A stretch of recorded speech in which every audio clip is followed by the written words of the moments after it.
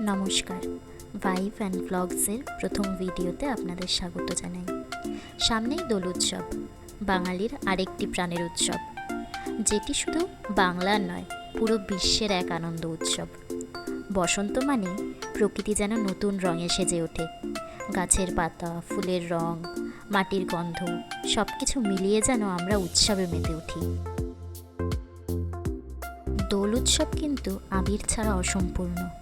আর সেই আবিরই আপনারা কিভাবে বাড়িতেই থাকা উপকরণ দিয়ে বানিয়ে নিতে পারেন, চলুন দেখে নিন। আমাদের প্রায় সবার বাড়িতেই রয়েছে এমন উপকরণ, যেমন হলুদ গুঁড়ো, আলতা, উজালা, বিট, শিউলি ফুল গাছের পাতা, ফুড কালার, গোলাপ জল, অ্যারারুট পাউডার এবং জল আমরা এখানে নিয়ে নিয়েছি।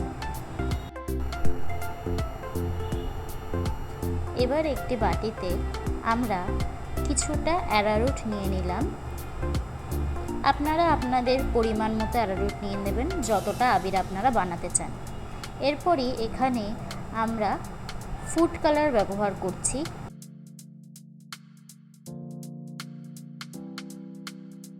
এটি লেমন ইয়েলো ফুড কালার।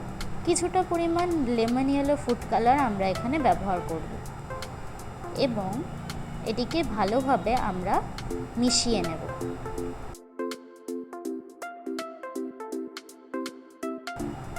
মিশিয়ে নেওয়ার পর আমরা এখানে কিছুটা পরিমাণ জল দিয়ে দেব। দেখেছেন কালারটা কত সুন্দর এসছে, একেবারে হলুদ কালার। এবার এটিকে ভালোভাবে আমরা মিশিয়ে নেব। জলের ঘনত্বটা একটু দেখে নেবেন। যেহেতু মিক্সচারটা একটু পাতলা হয়ে গেছে, তাই আমি আরও 1 চামচ এখানে অ্যারারুট পাউডার মিশিয়ে দিলাম। এবার এটিকে আমরা ভালোভাবে মিশিয়ে নেব এবং আপনারা অবশ্যই এতে গোলাপ জল মিশিয়ে নেবেন, যাতে এটির সুগন্ধ ঠিক বাজারে কেনা আবিরের মতনই হয়।